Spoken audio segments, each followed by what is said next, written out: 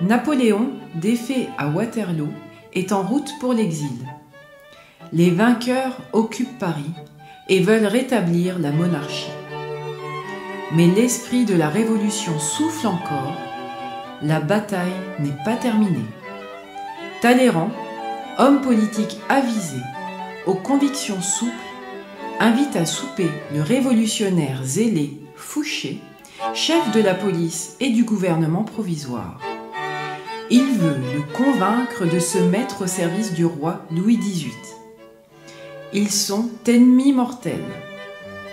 Mais ils ont aussi définitivement quelque chose en commun. Ils sont tous deux avides de pouvoir.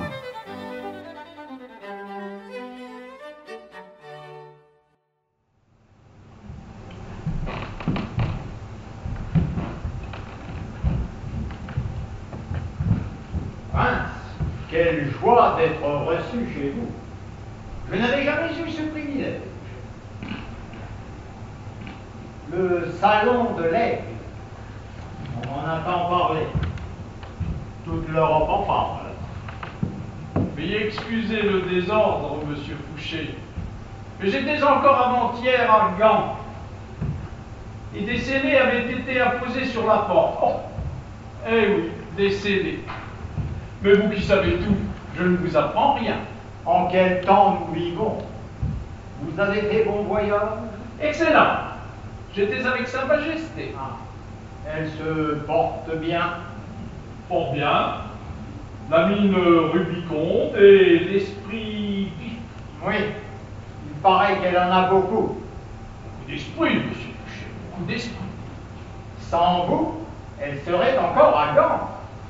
Elle est encore à Saint-Denis. Ah, vous avez une nouvelle fois manœuvré divinement en sa faveur. Merci. Vous ne pouvez savoir le plaisir que je ressentis lorsque je vous aperçus chez Wellington. Avez-vous remarqué comme il s'est efforcé de nous tenir loin l'un de l'autre? Comme s'il avait peur que nous en vincions au bas. Ah, le sot! Alors que de toute l'assemblée, vous étiez le seul dont j'espérais la conversation. Vous comblez. Nous sommes gens à nous demander.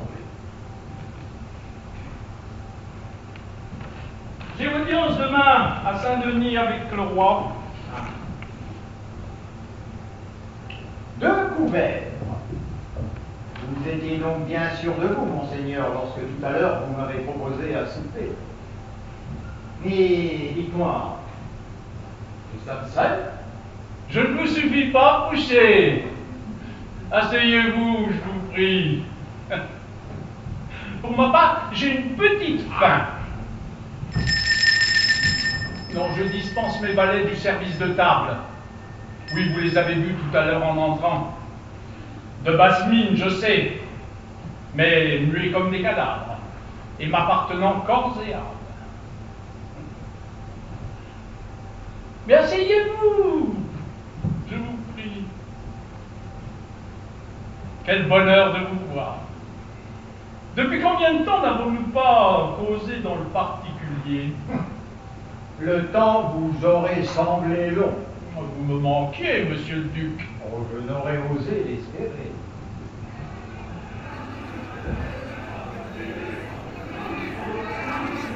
Plus les temps sont troublés, plus l'amitié est précieuse. Je dirais même indispensable entre certaines personnes. Eh oui, les circonstances. Elles rapprochent à de certains moments. Oui, oui, oui. Et nous sommes gens à nous parler. Oui, nous sommes gens à nous parler, n'est-ce pas? Hein? Nous sommes faits pour nous comprendre. Admimo. Ce sera suffisant. Mais oui, nous ne sommes ni des soldats ni des gens de cour auxquels il faut tout expliquer. Eh oui, monsieur Fouché, nous tirons les fils. Et à ce jeu-là, je suis le maire. Pas toujours. Ne m'avez-vous pas dit tout à l'heure que Jacques Massoulier et Jean Vincent vous appartenez corps et âme? Et de valet? Eh bien, Il serait en affaire avec vos services. Il ne vous semble pas qu'il fait très chaud? J'ai toujours froid, monsieur Fouché. Même quand il fait chaud, j'ai froid. C'est de nature. Et puis, il y a en vous quelque chose d'hivernal.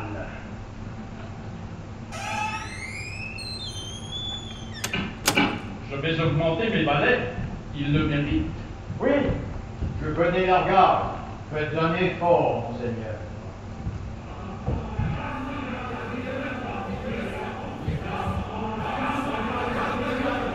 Cette chanson ne vous rappelle rien? Oh, moi, en ce temps-là, monsieur Fouché, j'étais en Amérique. Ah, j'avais oublié. L'Amérique. On dit que c'est un grand pays et qui aurait de l'avenir. Un jour, il faudra que vous me racontiez comment on vit en Amérique. À la campagne, comme en France. Une campagne sans château.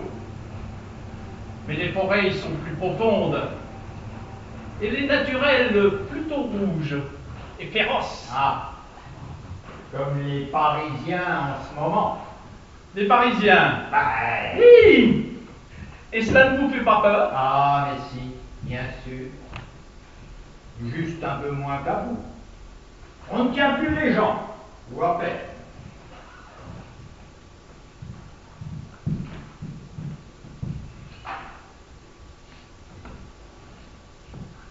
À notre amitié.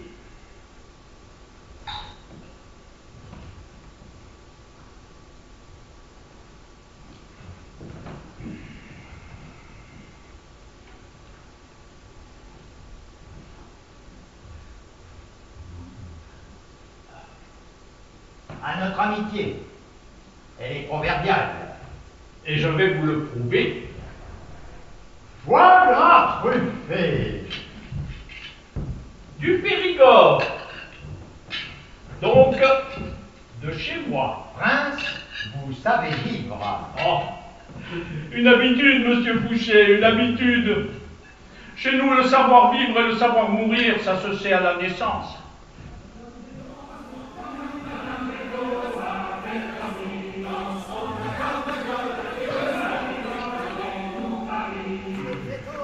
À votre avis, monsieur Fouché, combien de temps avons-nous devant nous pour souper dans le calme?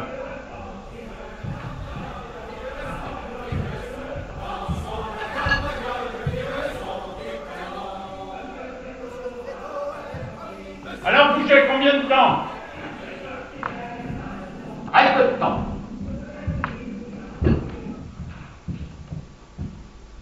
Pas plus? Guère plus.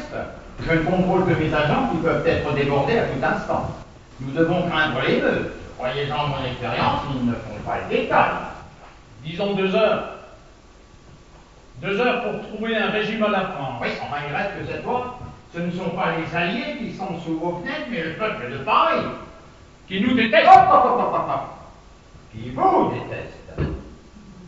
Et qui pourtant attend son salut. Que de nous, nous sommes bien d'accord, monsieur Fouché. Si vous le voulez bien, nous partirons de là. Et pour aller où? Où nous allions, je crois que nous cheminerons ensemble. Auriez-vous besoin de mon bras? Oui! Comme vous, vous avez besoin de ma tête, si j'ose dire. En somme, il est temps pour nous de renouer. À défaut de trancher. Encore un morceau de foie gras! Merci. Alors un peu de ce champagne. Ah, ça. Prince, être traité par vous, c'est déjà un peu vous appartenir. Et regardez la suite.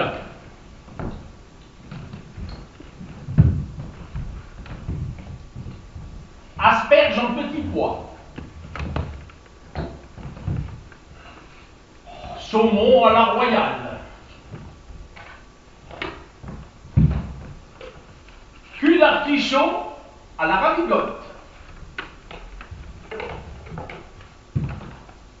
Filet de perdrix à la financière.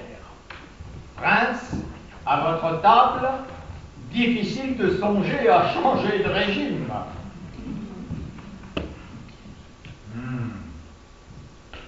Et ce champagne, Cadeau du duc de Wellington. ah, il a meilleur goût chez vous que chez lui. La dernière fois que j'ai bu du champagne, c'était après notre victoire à Waterloo.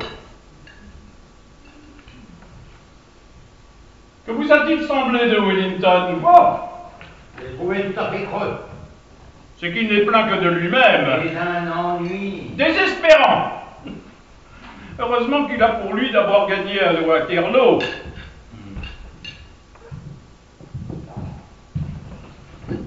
Mais servez-vous, monsieur le sénateur. Servez-vous. Comme cette formule est politique. Eh bien, soit. Je commencerai donc par le saumon.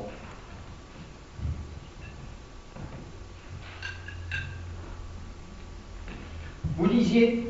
Oui, je disais Waterloo. Les lys s'y sont refait une santé.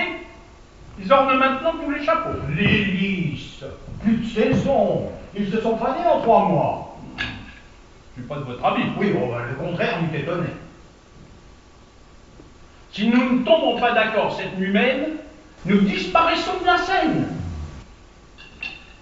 À moins que nous y soyons jetés dedans, monsieur le président du gouvernement provisoire.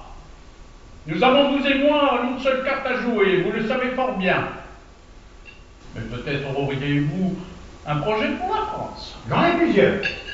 Monsieur l'ancien chef du gouvernement de Sa Majesté. Plusieurs. Racontez-moi cela.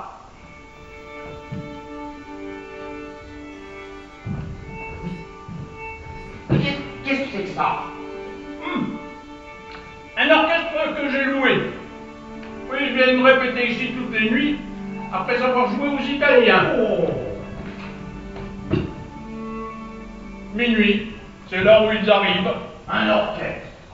Oui, je reçois ces jours-ci le colonel Orloff et le prince de Metternich. J'avais pensé que s'ils faisaient chez moi leur entrée en musique de leur pays, cela pouvait les prévenir en faveur de la France. C'est une valse, une nouvelle danse.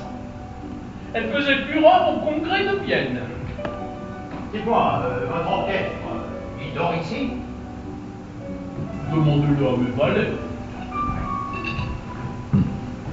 Bon, la situation n'est pas simple. La Chambre a proclamé Napoléon II empereur. Que puis-je de là, grand? Soyons sérieux. Oui, et Marie-Louise, sa mère, l'Autrichienne, régent. Je me permets de vous le rappeler.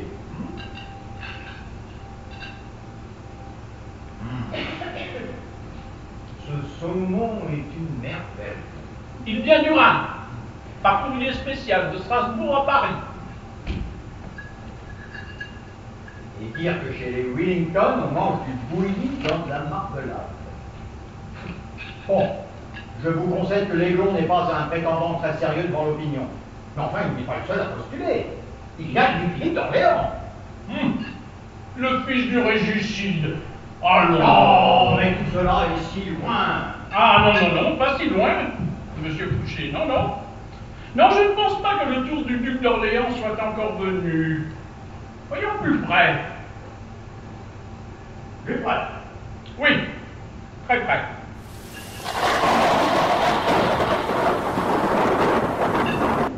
Mais oui! Le peuple, bien sûr, mais où avec la terre? Ah non, ne riez pas, monseigneur. Une république revenue de tous ses excès et libérée de ses illusions serait une solution à la vacance du pouvoir. Vous voulez revenir au directoire, Fouché? Non. À minuit, ce 7 juillet 1815, la France est à qui la voudra. Et jamais son gouvernement ne fut plus provisoire. Oui, je sais. Vous le présidez. Mais que présidez-vous en fait? Un troupeau de parlementaires hébétés, encore sous le choc de Waterloo. Que surgisse demain matin un homme résolu, et vous verrez, ils se coucheront. Et le voilà le danger. Un nouveau Bonaparte, issu du peuple, et dont l'autorité se nourrira de la faiblesse de la France. Donc, j'estime plus prudent de nous donner nous-mêmes un maître. Un maître que nous connaissons et qui aura besoin de nous. Oui. Un maître dont vous présideriez le conseil. Oui. Encore une fois. Oui. Mais cette fois, avec vous à mes côtés. Voisinage excellent. bien dangereux. Ça vous permettra de ne pas me perdre de vue. Vous me surveillerez, Fouché. Vous me surveillerez de près. Vous verrez. Ce sera très intéressant. Oui, j'en suis persuadé. Mais si vous voulez bien, nous jouerons à cela plus tard. Pour l'instant, il n'y a plus urgence. Revenons au Bourbon. Je crains qu'il ne soit plus accepté par le peuple. Vous craignez? Vraiment? Enfin, je dis je crains si je me mets à votre place. En tranchant sans façon la tête du roi, nous avons démontré qu'il était un homme ordinaire.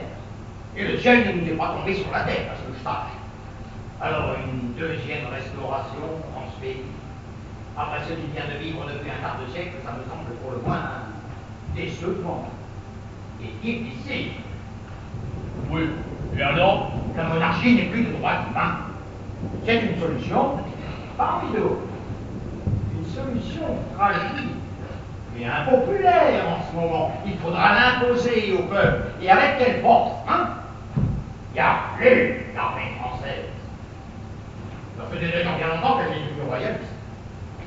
Quant à ma police, bien que puissante, elle ne peut à elle seule réprimer une insurrection générale. Ah, et pourquoi ne pas le dire? Je n'ai pas envie de faire tirer sur le peuple. Mais quel gouvernement a envie de faire tirer sur le peuple, monsieur Fouché? Aucun! Disons plutôt qu'un gouvernement conscient de sa responsabilité envers le peuple est parfois obligé de faire disperser des attroupements de factieux dans l'intérêt même du peuple. Oui. Bon. J'ai un projet. J'en suis pas curieux. En tant que président du gouvernement provisoire, et prétextant une pénurie de blé et des désordres dans la rue, je mobilise la garde nationale et je fais révoquer par les chambres le mandat purement fictif, vous le savez bien, une régence impériale. Je n'aurai aucune peine à faire ça aussi, vous le savez. Les Autrichiennes n'ont plus la côte en France. Oui. Et ensuite? M'appuyant sur les Jacobins, je dissous le gouvernement et je forme un pouvoir communal et de salut public, dans lequel se retrouveront tous les républicains, issus de l'Empire aux conventionnels repentis. Croyez-moi, ça fait du monde. Tous des Parisiens. Et Paris n'est pas la France. Oui, mais depuis 93, Paris donne de ton. Et la province suivra mes agents là sûrs. Il n'a aucune raison de ne pas faire confiance à une république agile, égalitaire, une république édulée en secret par tout le pays. Et que je lui prépare depuis des mois avec foi. Si vous pouvez faire comprendre aux gros Bourbons qu'il est préférable qu'ils s'en retournent une fois de plus et cette fois définitivement en Belgique avec tous les siens, alors il va de soi que je me ferai un devoir de vous donner les relations extérieures à mon côté dans mon gouvernement. Vous êtes sérieux, Fouché? Qu'en pensez-vous? En tout cas, vous ne manquez pas d'imagination.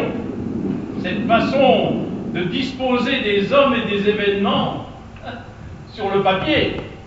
Oh, vous êtes un poète. Oui. Mais j'ai les moyens de donner vie à mon poème. Il me suffit d'y croire. Et je crois que j'y crois de plus en plus.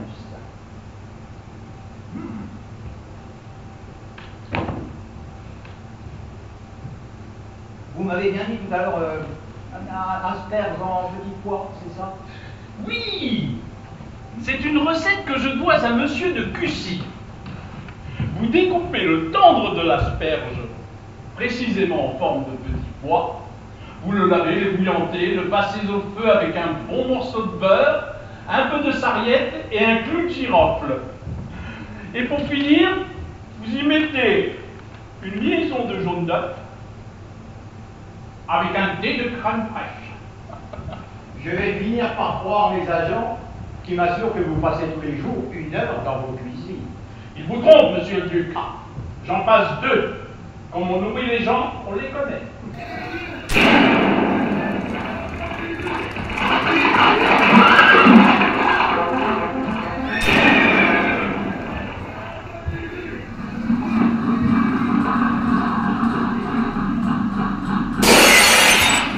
Les hulans de plus cher. Ces soldats en veulent à mourir. Ils vont gâter les perdrix. Ah, plus cher. Vous savez qu'il a voulu faire sauter le pont d'Iéna simplement parce que ce nom lui rappelait un mauvais souvenir. On a dû le débaptiser pour calmer ce gorille.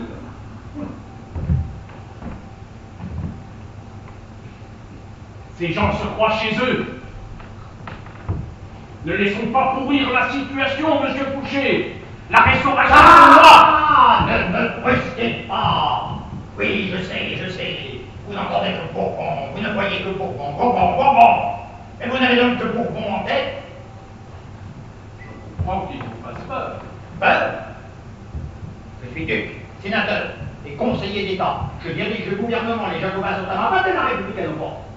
Alors vous ne m'intimiderez pas. Personne ne m'a jamais intimidé. Et j'ai de la police. C'est vrai que vous avez encore quelques agitateurs. C'est suffisant pour retarder la restauration, pas pour rétablir une république. Faut vous y faire, Fouché. L'avenir aujourd'hui est au passé. Et les Bourbons sont les seuls à présenter certaines garanties. Oui. Oh. Pour moi. Et pour vous si je m'en mêle. Et même pour le pays. Alors Louis XVIII, encore. Eh oui, Louis XVIII encore. Bon, là, c'est un numéro. Mais on reste toujours en famille. Une famille qui, notez-le, a la sympathie des Alliés. Paris est occupé, je vous le rappelle. Et l'occupant a son mot à dire. D'ailleurs, il l'a dit. Vous avez entendu ce soir Wellington? Louis, I love you, Louis. He's the best.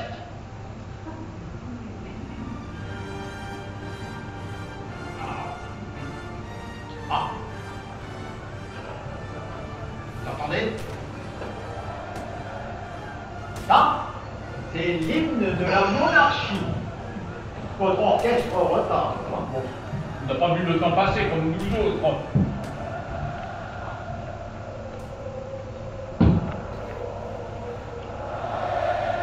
Ça, c'est à vous les républicains, vous entendez? La Marseillaise.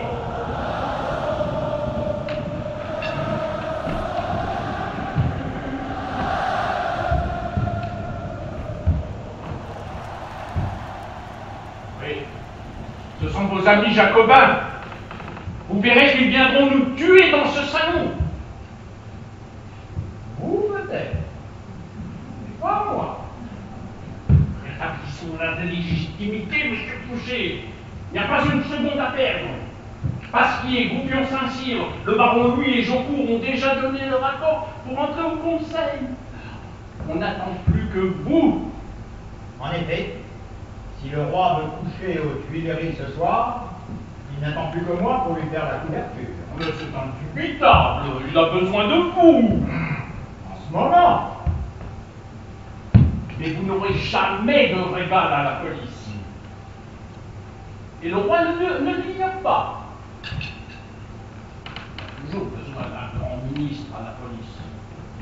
Avec une bonne police, on ne peut avoir qu'un bon gouvernement, puisque personne n'ira dire qu'il est mauvais. Oui, sauf tous ceux qui sont en prison pour avoir dit qu'il n'était pas bon. Enfin, s'ils sont en prison, c'est que ce sont de mauvais citoyens. Donc leur avis ne compte pas. Un avis. Qu'ils en état serait même une insolence à l'égard du pouvoir. Ouais. Bon. Admettons. Admettons que le roi se sent obligé de me faire bonne figure. Mais enfin, il y a dans ce pays plus royaliste que le roi. Des ultras? Mais ils ne jurent que par vous. Même cet enragé de Crussol est venu supplier le roi de vous reprendre vos affaires. Et le beau sexe, Fouché, hein? Le beau sexe. Mais il n'a de regard que pour vous. Bon, je sais que par vertu, vous préférez rester loin de ces appâts. Mais tout de même, monsieur le président, toutes ces avocates du faubourg ont de quoi vous rassurer. Une comtesse de Narbonne, une duchesse de Duras, une princesse de Vaudémont. Mais oui, monsieur, mais tout le faubourg vous veut. Non, mais avouez quand même que c'est drôle. Mais c'est qu'il est intelligent. Il sait que vous contenez les Jacobins. Rien que d'imaginer leur bonnet rouge, le faubourg perd la tête. Oui, ça ne me déplaît pas de leur faire un peu peur. Mais cela ne durera pas. Dès que tous ces gens auront cessé d'être inquiets, je leur paraîtrai beaucoup moins aimable et je serai entre leurs mains. Alors là, je suis tranquille. Vous aurez d'ici là établi sur chacun de vos laudateurs un dossier à rougir, rempli de détails délicieusement compromettants. Un de ces gros dossiers que vous mettez tout votre zèle à composer. Et là, vous les tiendrez, vos nouveaux amis du faubourg, comme vous tenez aujourd'hui vos anciens amis jacobins. Oui, oui, j'y ai pensé. Cela va de soi. Jamais vous ne cessâtes d'y penser à vos dossiers. Ce sont vos souvenirs d'amour. Moi-même, je sais que j'ai un dossier chez vous. Qui n'en a pas? Qui n'en a pas? Moi. Mais un dossier comme le vôtre, monseigneur, aussi complet, aussi terrible, il en est peu. Vous me flattez. Mais il est vrai que depuis que nous nous connaissons, depuis combien de temps, Fouché? Depuis toujours. Nous nous connaissions avant de nous connaître. Oh. Ainsi parlent les amoureux. Monsieur Fouché, puis-je vous prier de m'aider à étendre ma pauvre jambe enfin?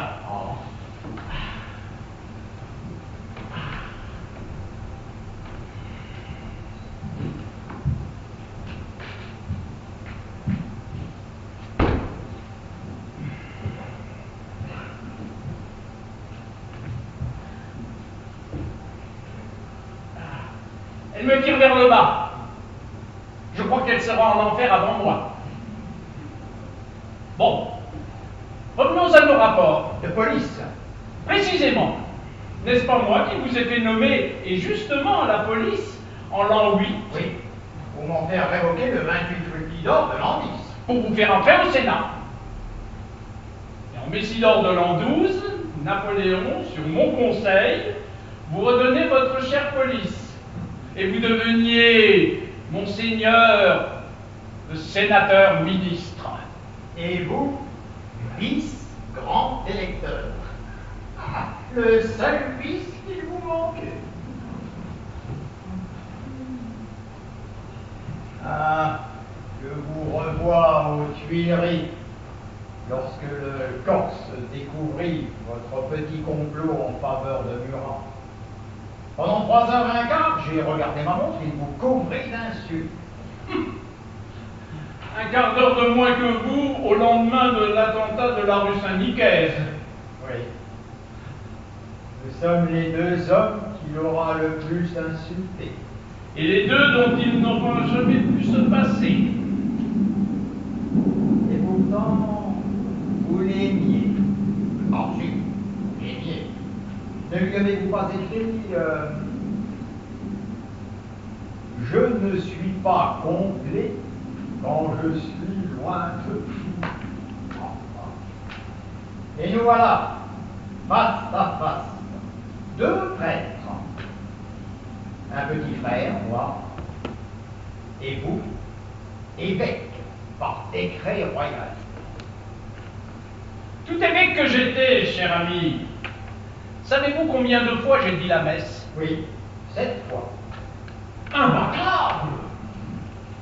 Mais, petit frère ou évêque, aux yeux de Dieu, une onction est une onction.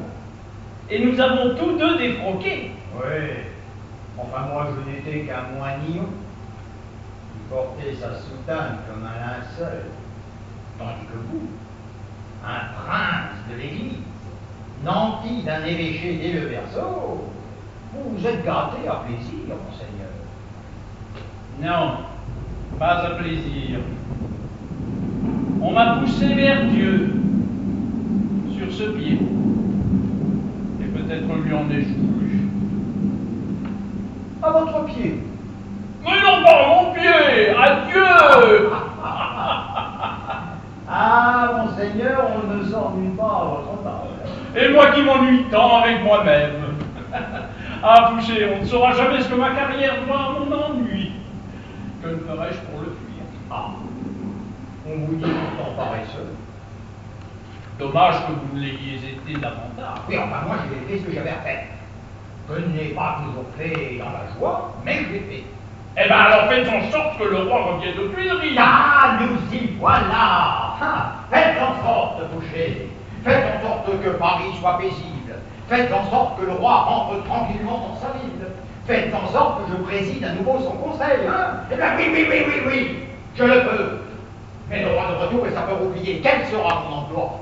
Ah, j'ai peut-être beaucoup d'imagination, mais je vous vois très bien dans 2 ou 3 mois, avec l'accord du souverain, me proposer un poste d'ambassadeur au pays des Fouches, ou mieux, me délivrant un mandat pour aller visiter les bergeries des provinces du Midi. Ah, je ferai un excellent inspecteur des bergeries. Je n'y connais comme personne en pays et Mérinos. Et la troupeau dans une de mes fermes de Provence. Alors, monsieur le vice-chancelier, mon avenir ne serait-il pas dans les mages en grand du pays des Mérinos? Écoutez. Quoi? Le silence. C'est vrai, on n'entend plus rien. Ils sont tous là. Qui? Bah, les gens, les Parisiens. La chaussée est noire de monde. Et que font-ils? Ils regardent votre passage en se taisant et sans bouger. Peuvent-ils attendre? Ils doivent savoir que nous sommes ensemble. Oui, vos agents ont déjà propagé la nouvelle. Ils attendent le résultat de notre rendez-vous. Je réfléchis, Fouché. Je réfléchis. Comment pourriez-vous parvenir jusqu'au roi sans que je vous fraie le passage? Car il y a, entre Sa Majesté et vous, vous le savez fort bien, ce mot tranchant que vous avez laissé glisser un matin de janvier 1793. Vous vous souvenez ce matin-là? À l'Assemblée, il était question de l'avenir du roi Louis XVI. Et touchant à cet avenir, lorsqu'on vous a prié de donner votre avis, bon, Louis XVIII n'avait pas un amour débordant pour son frère aîné, je vous l'accorde. Mais si les rois sont toujours prêts à s'exterminer en famille, ils ne supportent pas qu'un étranger au clan vienne leur donner de la lame. Faut les prendre comme ils sont. Souvenez-vous des horreurs que l'on fit à Damiens pour un petit coup de canif à Louis XV, je crois. L'ancien régime. Oui, l'ancien régime, mais il est là, il revient, il est aux portes de Paris. Et avec lui, ses souvenirs, ses préjugés, les indignations de jadis. Tiens, par exemple, pour Sa Majesté Louis XVIII, avez-vous une idée de ce que vous représentez? Oh, mais oui, je suis l'homme, le seul homme capable de le faire entrer dans Paris sans combat. Ça, c'est votre utilité. Ce n'est pas votre identité. Non, il faut que vous le sachiez. Pour Sa Majesté, vous n'êtes pas plus président que ministre, que sénateur, que policier en chef, que duc d'Otrante. D'ailleurs, il ne sait même pas où c'est l'Otrante. Oui, eh bien, je le lui expliquerai. Eh bien, vous me l'apprendrez à moi aussi, parce que moi non plus, je ne le sais pas. Bref, en conversant avec le roi, j'ai pu constater que votre histoire pour lui s'arrête à ce 16 janvier 1793, à ce vote fâcheux, déplorable. J'ai un remords pour le saumon. Allez-y, allez-y, servez-vous. Mais tiens, resservez-moi tant que vous y êtes, s'il vous plaît. Ah, ce vote. Ce vote désastreux auquel vous avez participé.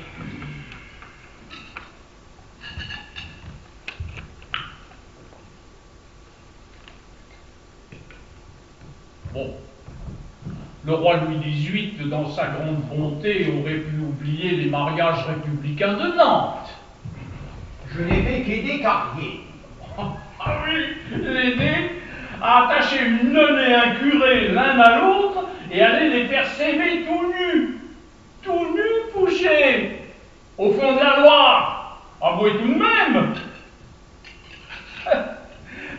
Et à Lyon, votre façon de faire la justice républicaine, enfin, Fouché. J'ai réprimé un soulèvement royaliste. Oui, embarquant les suspects dans un coin de caserne et en faisant tirer sur eux. Au canon, Fouché, au canon. Ils étaient si nombreux. Oh, je me damnerai pour ce saumon. Et c'est parce que le fusil est plus précis que le canon que vous lanciez vos cavaliers sur les corps afin de finir le travail au sabre. On était dans l'action. Oh, et puis il y a si longtemps. Ah, votre jeunesse jacobine avait de ces inventions. Ah, ce vote. Que n'étiez-vous en Amérique ce 16 janvier 1793? Oui, bon, j'étais à l'Assemblée. Que voulez-vous, les circonstances l'ont voulu. Mais je vous comprends. Mais c'est au roi qu'il faudrait expliquer qu'il n'y a plus rien de commun entre le conventionnel Joseph Fouché et le tout récent duc d'Otrante. En somme, j'aurais besoin d'un très bon avocat. Un très bon avocat qui connaisse le fond de votre cœur et qui est l'oreille du roi. Je n'en vois qu'un. Eh oui. Ah, vous êtes impayable. Impayable. Alors, vous savez bien que non. Oui, oui, vous valez très cher. Toute l'Europe le sait. Il n'y a pas un roi, pas un prince, pas un ministre qui n'est payé pour vos services. Jusqu'à vos audiences que vous faisiez rétribuer. J'ai dans votre dossier le montant exact des pourboires que vous avez perçus, indûment et frauduleusement. 7 pages, in octavo, en petit texte. Permettez que je m'installe. L'Italie, l'Autriche, l'Espagne, le Portugal, l'Angleterre, les gens d'église et les banquiers, les princes, les rois, les ambassadeurs, jusqu'aux juifs d'Alger, ils vous ont tous payé 117 millions et 619 francs dans votre poche. Oh, cessons de nous chamailler. Ah! Que je parle de vous au roi. Votre ponard ne remettra son pauvre cul sur le trône que si je le veux bien. Oui, bah parlez plus bas, on ne sait plus comment.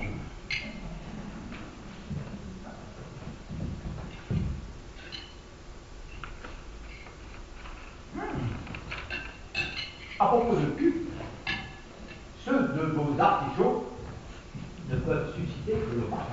Oui, bah, revenons à celui du podagre. Oui.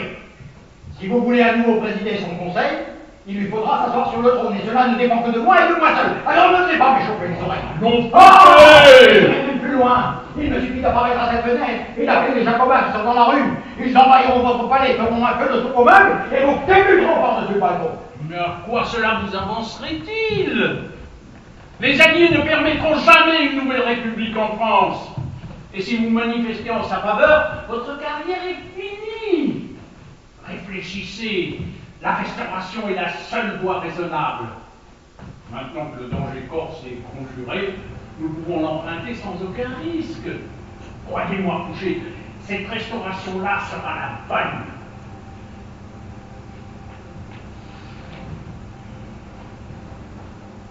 Mais elle peut se passer de vous. Votre position auprès du roi peut être compromise. Et elle le sera si je le veux. Ne m'obligez pas à le vouloir. J'oubliais mon dossier. Mon dossier. Quelle menace. J'entre en... Oh, mais vous pouvez. Savez-vous pourquoi votre dossier ne peut rien contre moi, Fouché? Parce qu'il est de notoriété publique, n'apprendra rien à personne, au roi moins qu'à quiconque. Je suis, tout le monde le sait, un concussionnaire, un prévaricateur, un débauché, un évêque apostat, renégat, schismatique. Pareil à une catin, divorcée et qui plus est, inquiet. Oui, et ma maîtresse a 18 ans, elle vit sous mon toit et c'est ma nièce. Toute la France en parle, nous sommes complètement bien. Non.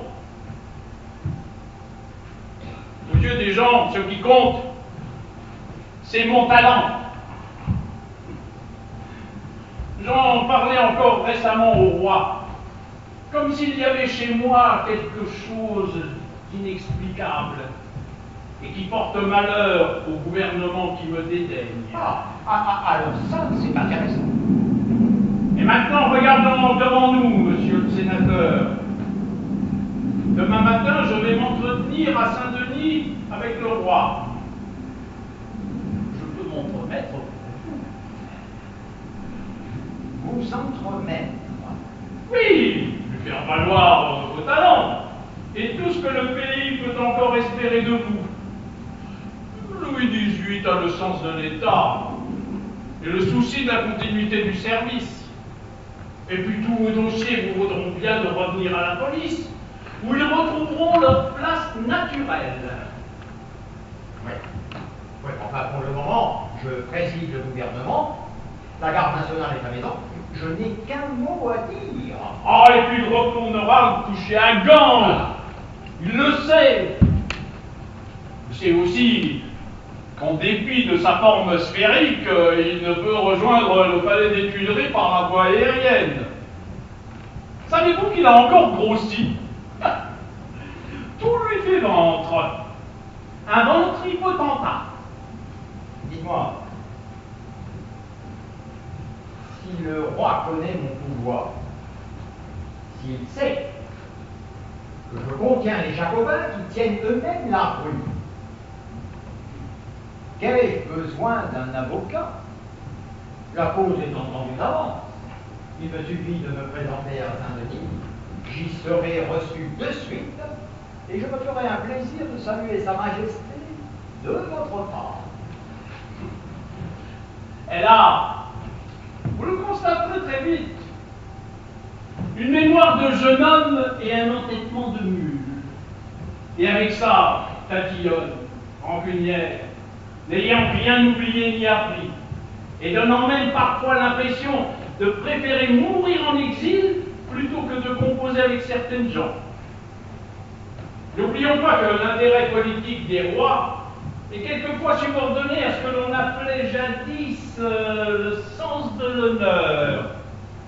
Par exemple, pour Sa Majesté, un mot, prononcé par étourderie, un matin de janvier 1793, peut lui rester 20 ans dans l'oreille.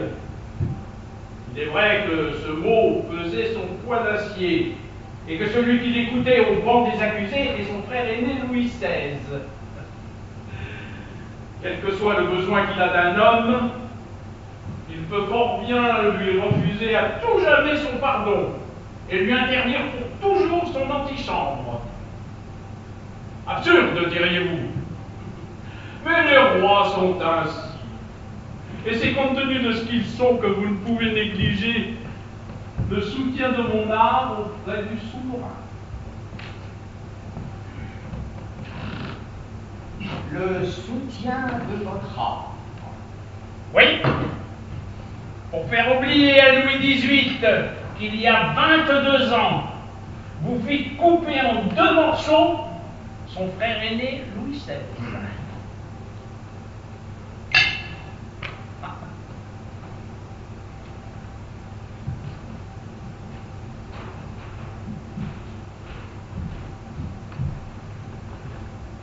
Un portrait de famille.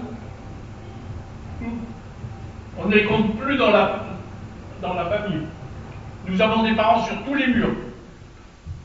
La première fois que Sa Majesté me reçut, elle eut la courtoisie de me rappeler que nos maisons dataient toutes deux du Xe siècle, et me fit remarquer que si mes ancêtres avaient été plus forts et plus habiles que les siens, c'est moi qui ce jour-là l'aurais prié de prendre un siège afin de parler de nos affaires. Moi. Et ce jeune homme?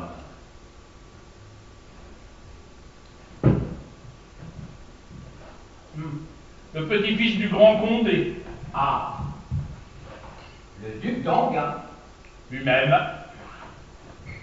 Donc un Bourbon, cousin du roi, enlevé en pays de Bâle, un pays neutre, par des cavaliers français sur ordre de Bonaparte, jugé sans avocat, condamné sans la moindre preuve et exécuté le soir même dans un fossé du château de Vincennes.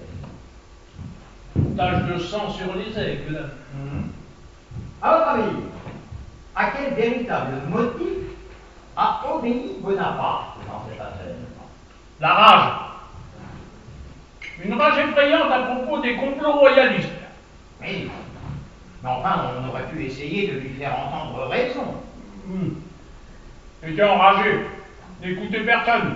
Ah, il n'écoutait personne. Vraiment?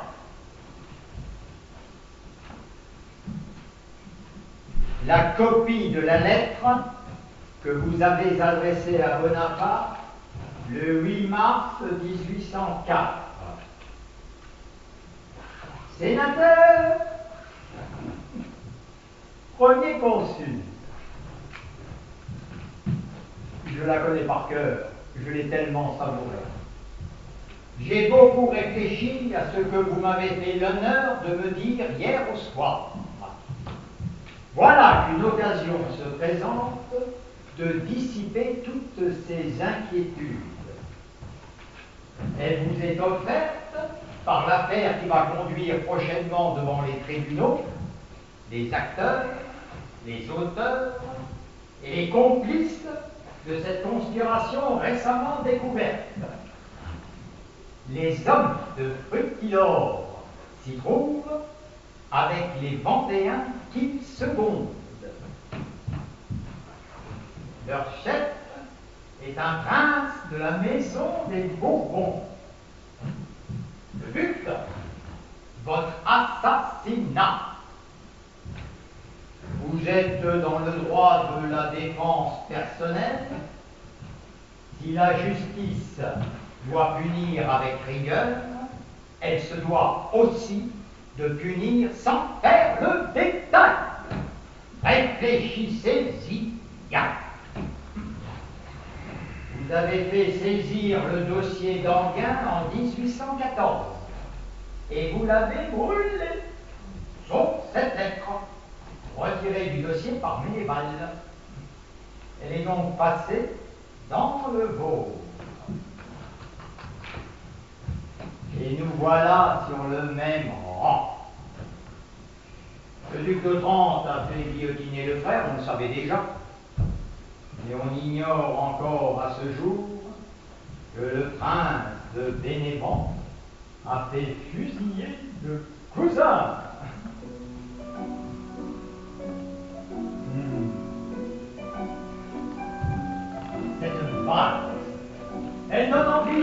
vie, moi.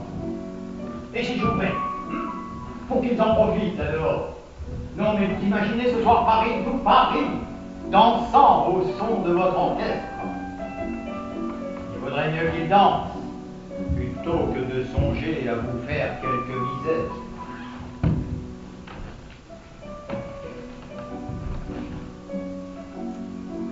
Duc, nos liens se resserrent. Vous pensiez me tenir à la gorge, et maintenant vous sentez mon poing sur la vôtre. Oh, nous pouvons nous serrer le col jusqu'à nous étouffer l'un l'autre. Ou alors, danser un moment ensemble. Ah, avec votre mauvaise jambe. Oh, mais je ne danserai que sur un pied. Et vous prendrez garde à ne pas me marcher dessus. Bon, ce ne sera pas très gracieux, certes, mais tout vaut mieux que de s'entretuer. Les mises à mort m'ennuient. Elle vous ennuie. Je n'aurais pas cru. Moi, je ne m'y suis jamais ennuyé. J'ai vu Carrier, Chalier, Chaumet, Coudon, Hébert cracher leur tête dans le panier. Eux, mes amis. Mais c'était où, moi? Je n'ai pas de regard. Vous êtes effrayant. Mais pourquoi tiraillent-ils encore? Parce qu'ils ne sont pas contents. Savez-vous ce qu'est un mécontent Fouché? C'est un pauvre qui réfléchit. Oui, eh bien, une bonne police est là pour l'empêcher de réfléchir. Sur ce point, je vous suis. Oui, eh bien, pas trop près. J'aurais toujours l'impression que je vais prendre un mauvais coup. Eh bien, nous irons côte à côte. Si ce n'est dans la fraternité, ce sera dans l'égalité. Égaux? Égaux? Égaux, oui. Égaux par le sang. Le sang des Bourbons qui nous a baptisés tous les deux. Autrement, et vivants. Égaux dans l'exécution et dans la trahison. Nous buvons trop peu de champagne. Ça donne envie d'aimer. Peut-être finirais-je par vous aimer, mon cher, si j'en écoutais de champagne. Oui. Eh bien, moi, plus j'en bois, et plus je me méfie de vous. Oh, et moi qui allais vous proposer de m'accompagner demain soir chez le roi. À Saint-Denis. Oui, c'est là-bas qu'il attend de vous son passeport pour les Tuileries. Et que devrais-je lui dire? De vous mettre à genoux devant lui et de baiser la main qu'il vous tendra. Rien que ça. L'émotion fera le reste.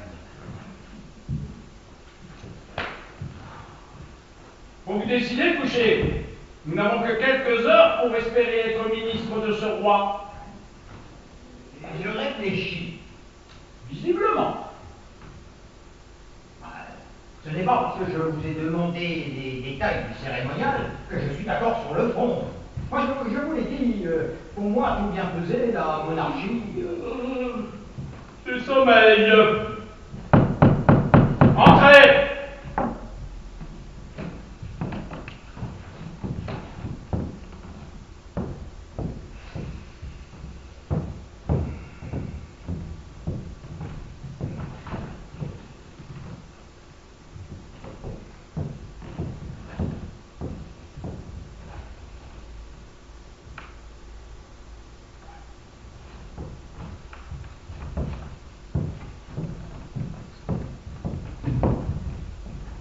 Madame la duchesse de Dino me réclame avant de s'endormir.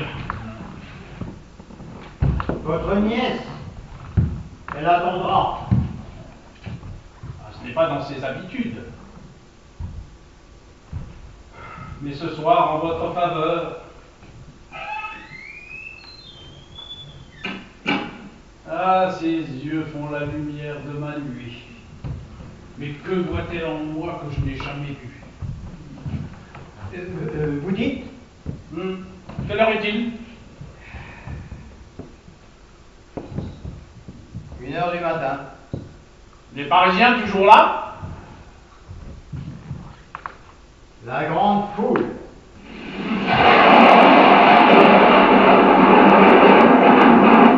Quel air ont-ils? Un air lourd. Ça c'est l'orage.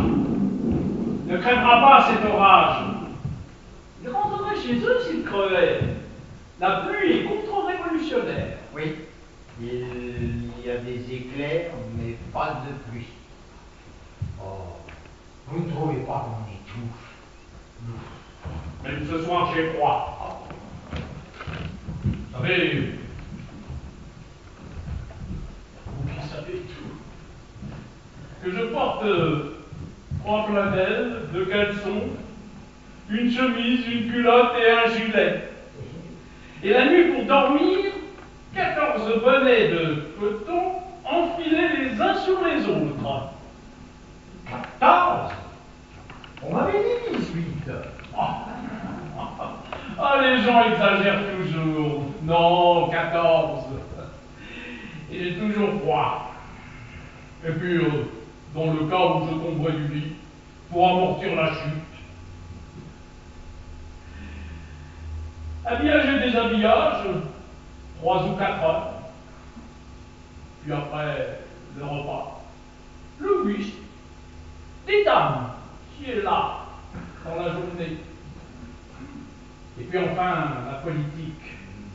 Ah, la politique. Avec ses grimaces. On me croit affairé. Mais je m'usarde. Une nuit, j'ai rêvé de vous. Un cauchemar, sans doute. On vous déshabillait, comme le fait votre valet tous les soirs. Et savez-vous ce qu'on a trouvé après vous avoir épluché de toutes vos étoffes? Rien. Oui. Mais comment avez-vous deviné? Mais parce que c'est la vérité. Vous êtes un bon policier, Fouché. Mais moi, même en habit de cour, doublé, doré, décoré, le rien perce. Ah, j'oubliais. Si vous vous décidez à m'accompagner demain chez le roi, il vous faudra prêter serment. Le serment de fidélité. Ce ne sera que le 8e. Vous 8, moi 12. Que voulez-vous? On n'a qu'une parole. Il faut bien la reprendre. Ah oui, surtout si on doit la redonner. Ah, Fouché, vous allez rire. Mais cette fois, je suis sincère. Dans ma jeunesse, j'avais une ambition pour la France. Ah, je l'aurais voulu exemplaire. On y aurait parlé la plus belle langue du monde et créé des chefs-d'œuvre librement dans tous les arts. Il est malheureux que l'empereur n'ait pas eu cette même idée de la France. Lui n'a préféré que débordant de ses frontières naturelles. En crue, si j'ose dire. J'ai horreur de la démesure. Et cette France-là, batailleuse, aspirant à toute l'Europe, ne me disait rien qui vaille. Et puis Napoléon, dans ses fureurs, a tué la douceur de vie. La Restauration ramènera dans ses fourgons les privilèges, mais elle ne donnera pas de génie aux privilégiés. En somme, vous n'avez trahi que par vertu. Je n'ai jamais abandonné un prince avant qu'il ne se soit abandonné lui-même. Infidèle au régime, mais toujours fidèle à la France. Et puis je vais vous dire, tout ça, Fouché, tout ce que l'on dit de moi, ne je m'en fiche.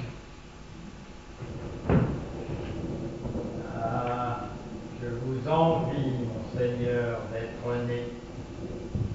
Mes trahisons à moi n'ont pas d'antécédents dans l'histoire de France. Elles manquent de branche, en quelque sorte. Ouais, en quelque sorte. Chez nous, le premier Talleyrand qui a trahi son roi vivait au temps du Capet. C'est devenu un souvenir à la gloire de la famille. Alors je vous acquitte, monseigneur, au nom de vos ancêtres meurtriers, parjures et prédateurs.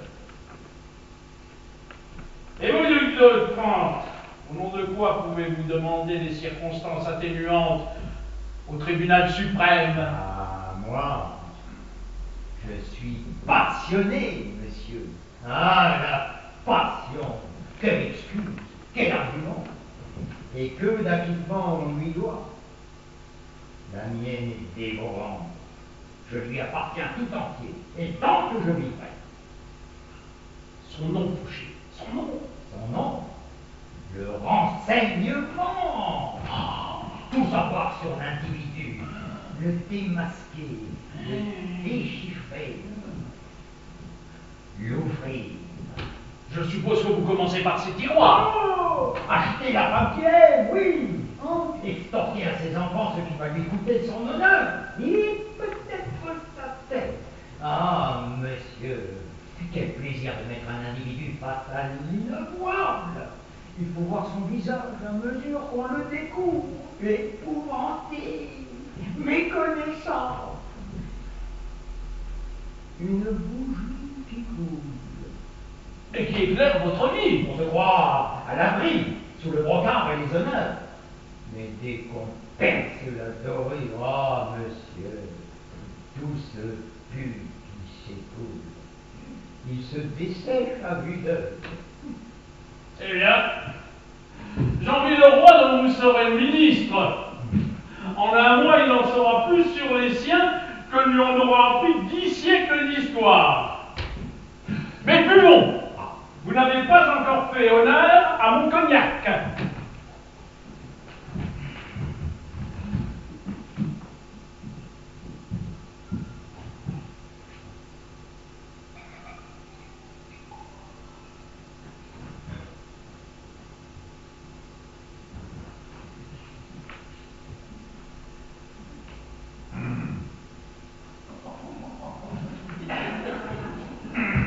Permettez. Ah, c'est bon. Ce n'est pas ainsi qu'il faut boire le cognac. Regardez, s'il vous plaît. On prend son verre dans le creux de la main. On le réchauffe. On lui donne une impulsion circulaire afin que la liqueur dégage son parfum. On le porte à ses narines. On le respire. Et puis, On le pose. Et on en parle. vos belles manières, monseigneur, elles sentent la mort.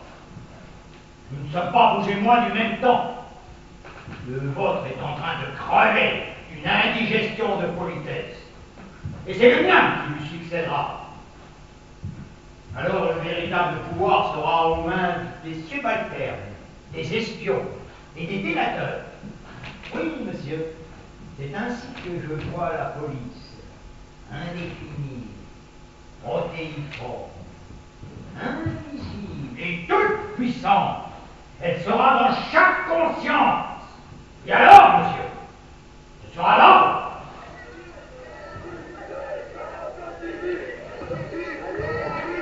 Prépare l'assaut final.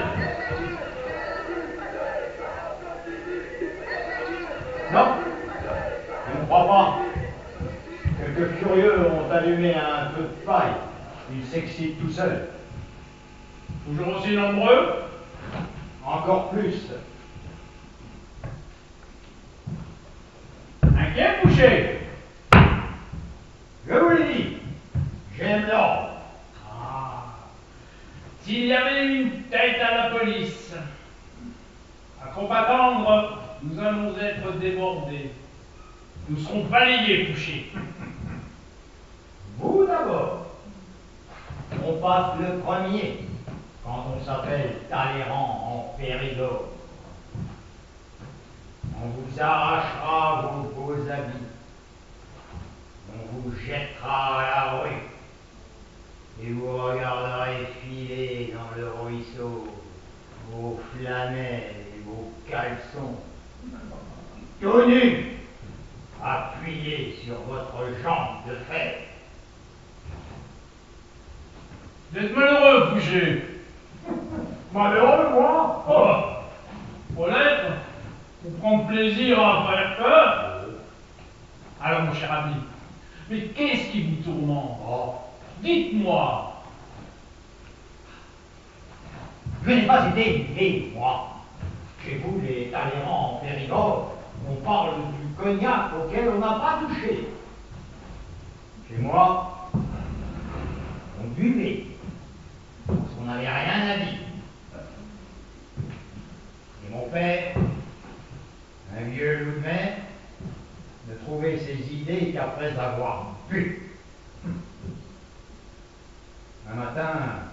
que j'avais communié, j'avais 9 ans, et que je lui sortais du troquet, il m'a jeté au fond de sa barque, malgré mes cris, et il l'a poussé au large.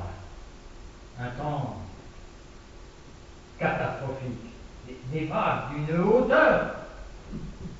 Tout mon déjeuner y est passé, mais il m'a continué avec. Moi, je ne tenais pas encore sur mes jambes que je tombais d'une commode où ma nourrice m'avait planté. M'ont récolté ce pied. 4 ans plus tard, mes chers parents n'avaient toujours pas demandé de mes nouvelles. Au moins, ils vous foutaient la paix. Hein.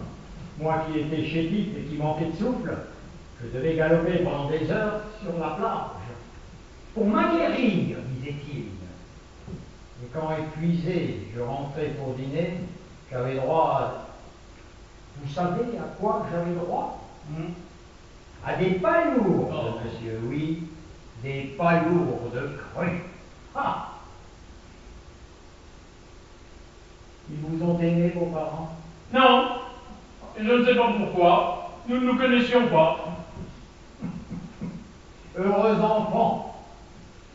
Quand ils ont eu fini de me faire courir sur la plage, les miens m'ont enfermé chez les oratoriens. À avaler leur brouet, j'en ai presque regretté mes palourdes crues. Et au dortoir, un froid! Toutes les nuits, l'eau gelée dans les cuvettes. Au moins, vous aviez un toit. Savez-vous qu'à 5 ans, au Faubourg Saint-Marcel, chez ma nourrice, je chassais l'alouette en plein hiver en guenilles. Un oncle qui passait par là m'amena tel quel chez ma mère, m'introduisit dans le salon où justement ce jour-là elle recevait. Ma sœur, dit-il, voici un descendant des princes de Chalais, un jeune homme qui a pour blason 3 lions d'or l'an passé, armé et couronné de princes sur l'écu, et couronne ducale sur le manteau. Diable, jusqu'à ton blason. Et votre oncle vous dit, Monseigneur, allez vite embrasser cette personne qui est madame votre mère. J'obéis. Mais ce baiser, elle ne me le rendit pas.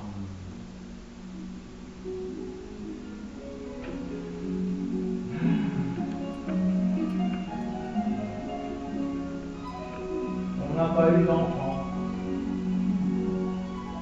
Un prince de Chalais, Comte de Grignol et marquis d'Exideur, baron de Mareuil, de Beauville et autres.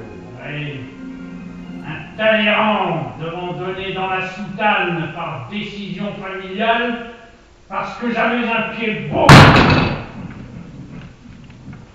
Je me jurais dès lors qu'ils s'en repentiraient tous, famille, église, monarque.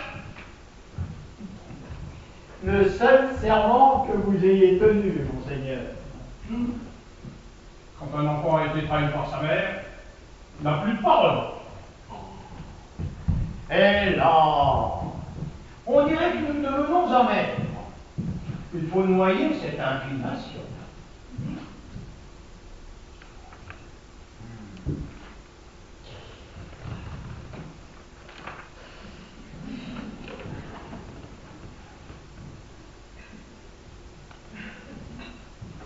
Putain, c'est bon.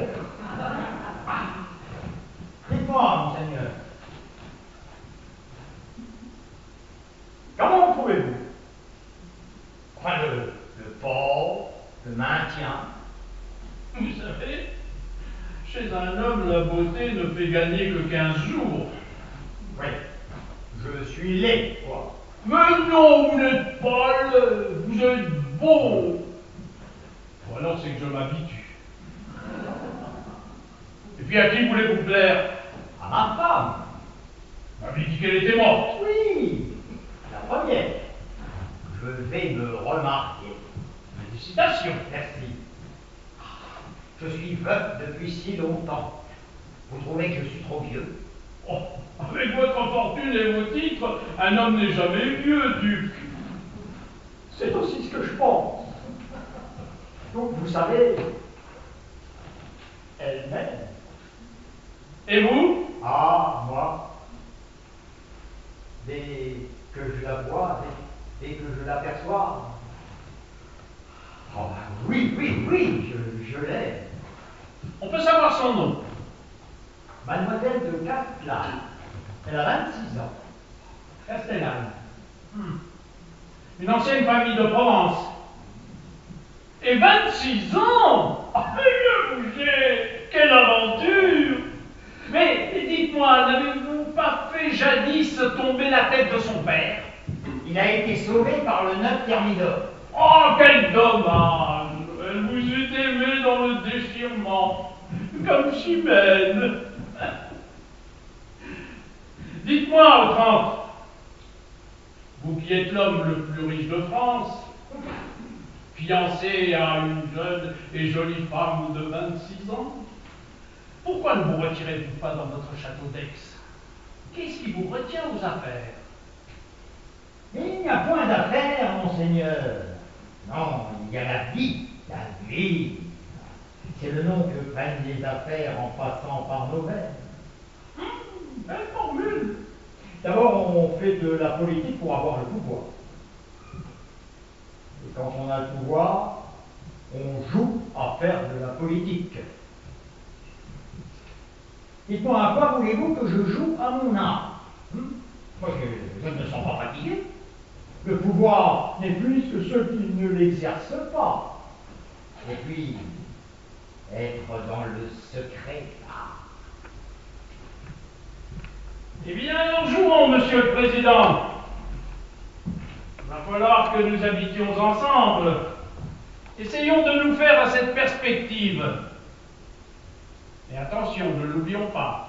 C'est vous et moi, ou ni l'un ni l'autre. Alors, ce sera vous et moi. Oui. Bon. Et moi. Enfin, un mot qui avance les choses. Oui. Moi et vous. Vous verrez, Fouché, ce ne sera pas triste.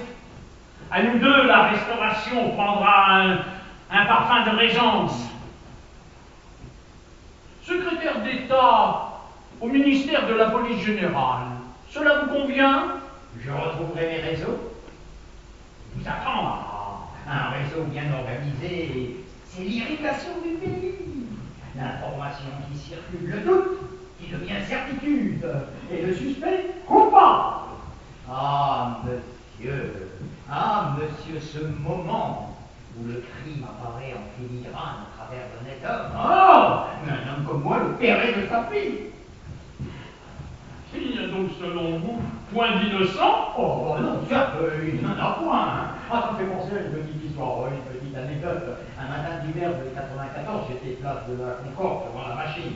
Oui, on dépêchait ce jour-là quelqu'un que je connaissais bien. Enfin bref, quand tout à coup l'homme se met à hurler. Arrêtez, je suis innocent. Et Samson, vous savez ce qu'il lui a crié, Samson, le basculant sur la planche, innocent. Eh bien, c'est trop à moi. Et crac, et crac, Oui.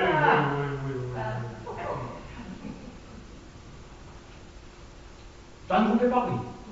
Ben, je ne m'attendais pas à cette chute.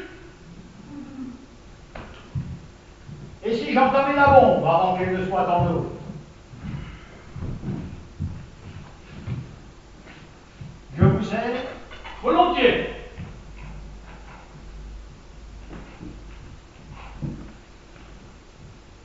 Dites-moi, prince, le gros carême, toujours à votre service? Oh oui. En France, les régimes passent, la cuisine demeure. Oui, eh bien, vous lui ferez mes compliments. Ce souper est une merveille. Je n'y manquerai pas. Dites-moi, Fouché, est-il vrai que votre principal agent auprès de Bonaparte... Joséphine. Elle m'a coûté cher, la garce. Mais quel agent! Grâce à elle, je les tenais tous, hein, les 4 frères, les 2 sœurs, la mère, Laetitia, l'oncle Fèche, tout le clan. Et même lui, le chef, Il ne s'est jamais douté que tout ce qu'il racontait sur l'oreiller m'était répété le lendemain mot pour mot. Il n'a jamais rien compris. Il en peut-être fou. Mais parlons de vous, monseigneur. Des projets? Vous allez retrouver vos chères affaires extérieures?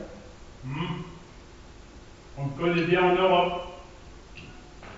Et le roi ne l'ignore pas. Vous qui avez toujours voulu disposer des événements, vous voilà de nouveau en passe de les faire. J'ai peut-être signé les événements, mais je ne les ai point faits. Et puis les événements se défont. Ne faut pas s'y attacher. Parfois, ce sont eux qui s'attachent à nous. Des remords, duc. Oui, occupez-vous donc des vôtres. Hein? Je vous le promets.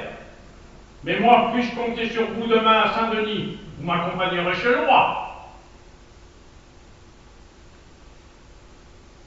Si vous pouvez me garantir... Le portefeuille de la police, il est à vous. Oui.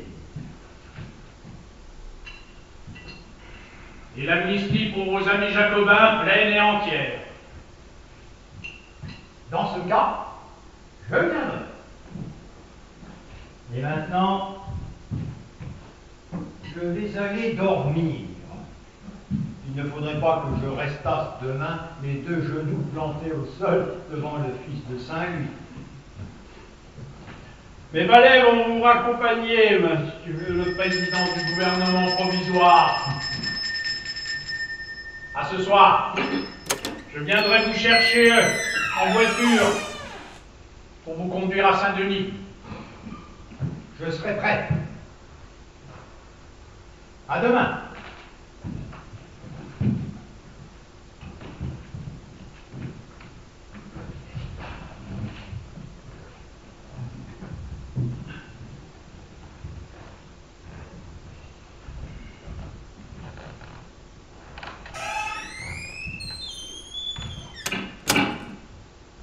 Dites-moi, prince,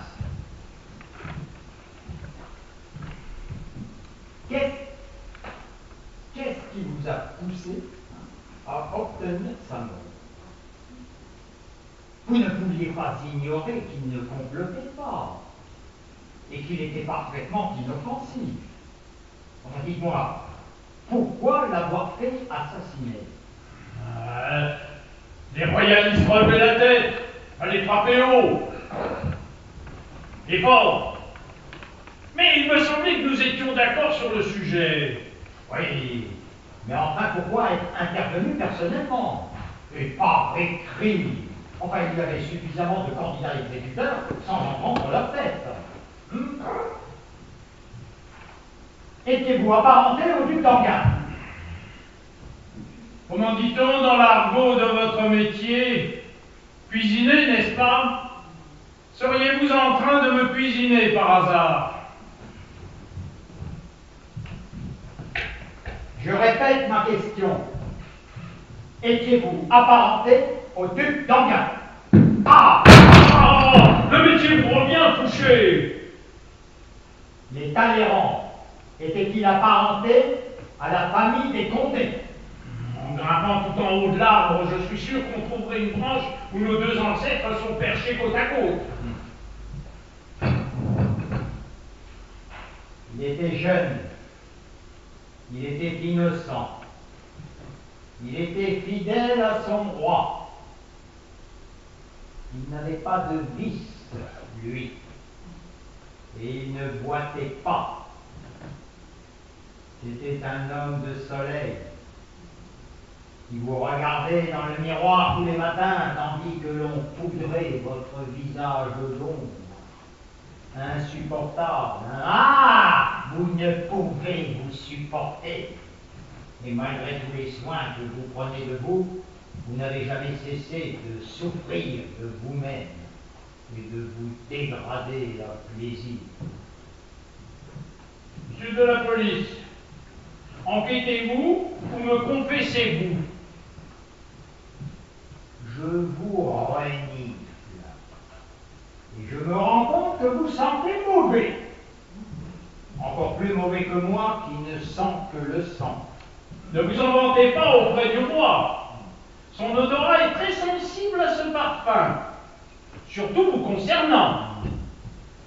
Allez, cher ami, buvez encore un cognac, cela vous redonnera le goût des bonnes choses. Vous allez mieux? Je vais très bien. Alors pourquoi me cherchez-vous querelle? Au nom de quoi?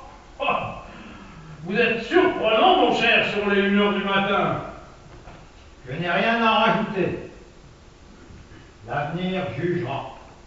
Eh bien alors, à l'immobilité de l'histoire et au mouvement des affaires. Au fils de Saint-Louis, au nouvel ancien régime et à notre amitié.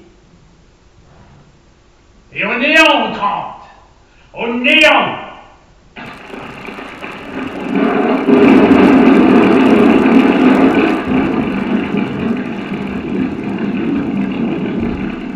Je continue au-delà. Ils sont partis. Je le savais. Un peu de pluie et voici l'ordre revenu. C'est effrayant. Quoi? Tout se vide. En somme, cette nuit, tout vous effraie.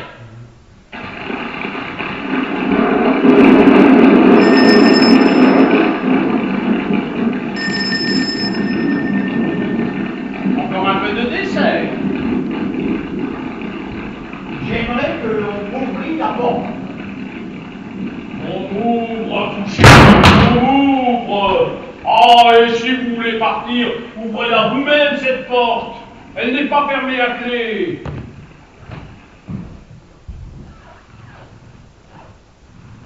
Cela ne siérait pas au chef du gouvernement provisoire.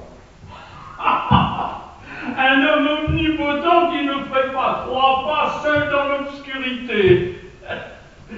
Ah, mes valets sont peut-être là, vous qui étiez dans l'ombre. Mes valets, à moins que ce ne soit les vôtres. Ce soir, seul le diable le sait. Et s'il vous coupait la gorge, je ne les dénoncerai pas.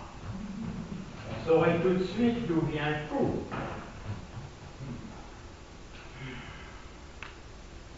On s'est assez fait peur pour cette nuit. Oui, vous avez raison. Le temps nous est compté. Nous sommes vieux et si riches. Et nous allons bientôt mourir. Est-ce juste de se voir reprendre en un instant tout ce que l'on avait et d'être tout d'un coup comme celui qui n'a rien eu et qui n'a rien été? Oui.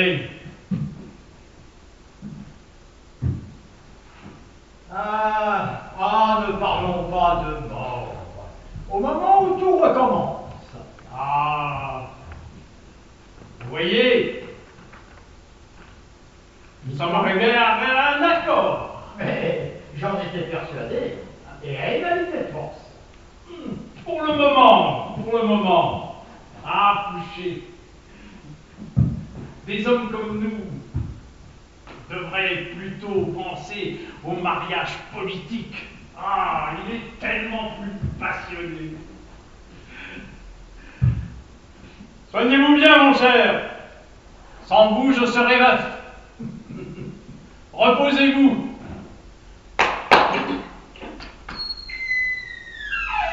Et à ce soir, à Saint-Denis, ne l'oubliez pas. Comptez sur moi. Il suffira de vous mettre à genoux devant lui et de baiser la main qu'il vous tendra. Et moi, je serai là pour vous bénir.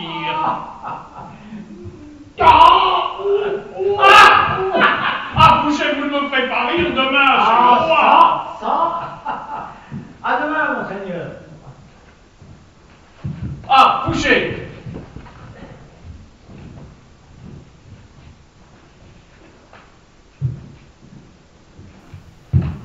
Je me rendis à Saint-Denis. Introduit dans une des chambres qui précédaient celle du roi, je ne trouvais personne, je m'assis dans un coin et j'attendis. Tout à coup, une porte s'ouvre, entre silencieusement le vice appuyé sur le bras du crime. Monsieur de Talleyrand marchant soutenu par monsieur Fouché. La vision infernale passe lentement devant moi, pénètre dans le cabinet du roi et disparaît. Fouché venait jurer foi et hommage à son seigneur. Le féal régicide, à genoux, mit les mains qui firent tomber la tête de Louis XVI entre les mains du frère du roi martyr. L'évêque apostat fut caution du serment. Chateaubriand, mémoire d'outre-tombe, le 7 juillet 1815 vers 11h du soir. Fouché retrouva son ministère, mais fut destitué 3 mois plus tard. Banni de France, il ne reverra pas son pays et mourra en Autriche en 1820, dans la solitude, l'ennui et l'oubli. Talleyrand vécut jusqu'en 1838, couvert d'honneur et veillé tendrement jusqu'à la fin par la duchesse de Dino.